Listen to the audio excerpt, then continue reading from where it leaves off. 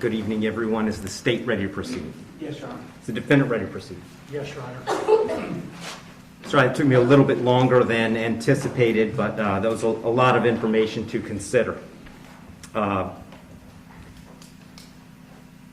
me just start by saying that as multiple people have observed, this is a particularly difficult case because there's really nothing that the court can do that's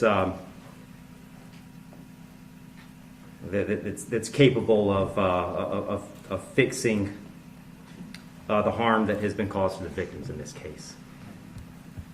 So that being said, I've got to start with the law. I'm bound by the law, and the law gives me a guideline for how to analyze an appropriate sentence in this case. So I want to start with the Camacho case.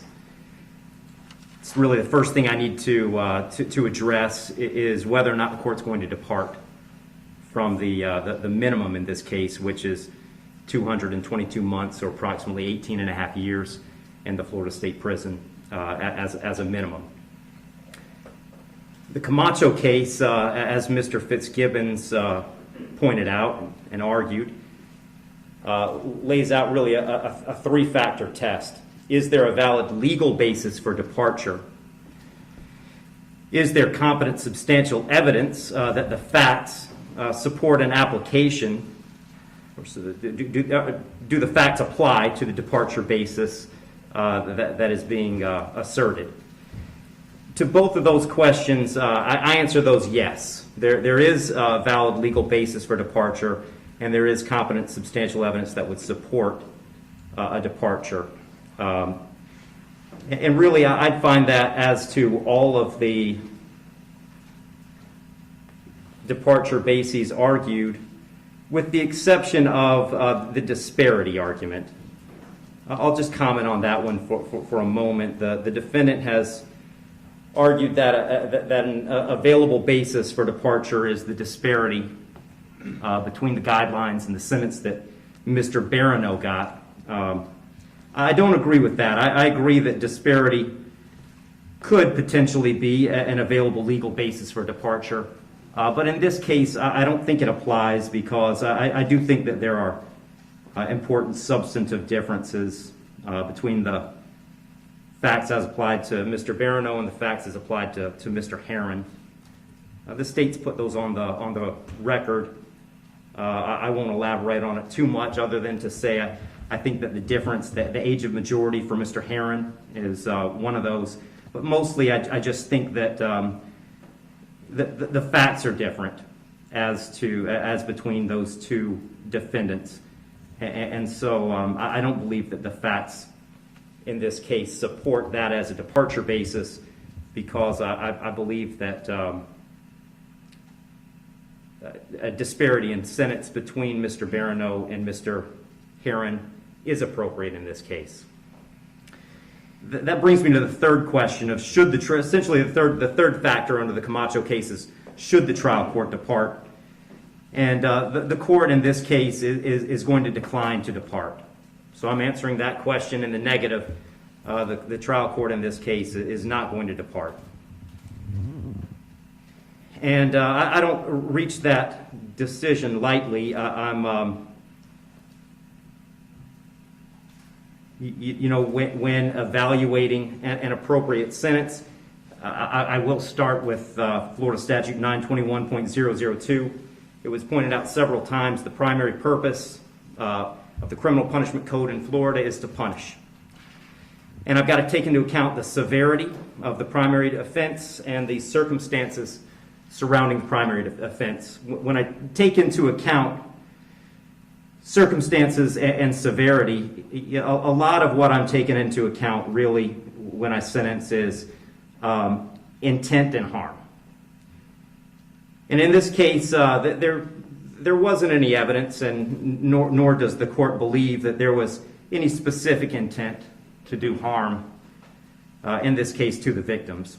But there was intent to drive at an egregious speed, 102 miles an hour, regardless of the consequences and regardless of of who that ended up harming. And then the second part of that, the second component, is the harm caused. And in this case, it's just impossible to have greater harm than the harm that occurred in this case, which was the loss of a mother, loss of a baby, and really the loss of a family as it existed when this occurred. I did consider, I also want to make a record, I did consider sentencing Mr. Herron as a youthful offender, but for the same reasons that I'm discussing, I didn't think sentencing him as a youthful offender was appropriate. I agree that youthful offender was something that the court could have done. I did consider it. I carefully considered it. But the court just found that due to the serious nature of these offenses, the extreme nature of the conduct, and again, the level of harm, that a youthful offender sentence was not appropriate. So given that the court is not departing, the guidelines call for a sentence of essentially 18 and a half years at a minimum and 30 years as a maximum. And the court doesn't find that either the minimum or the maximum is appropriate in this case. I've said it several times, the serious nature of the offense, egregious nature of the conduct, and mostly the harm that's been caused prevent me from putting this as a bottom of the guidelines minimum case. But the departure bases argued by the defendant did provide some reason not to put it at the top of the maximum. And specifically, the court did take into account that the defendant's 18, certainly responsible for his actions, and he's being held accountable for his actions. But the age of 18, the court finds, is a mitigating factor and shouldn't put this at a maximum. Also, the complete lack of prior criminal history is something that the court considered as preventing this from being at the top. So having said all that, the court is going really toward the middle between the minimum under the guidelines and the maximum punishment permitted under Florida state law. So on count one, vehicular homicide, the court's going to adjudicate the defendant guilty, sentence him to 9 years in the Florida State Prison. On count two, same charge, court will adjudicate the defendant guilty, sentence him to 15 years Florida State Prison, and that'll run consecutive to count one for a total 24 years Florida State Prison.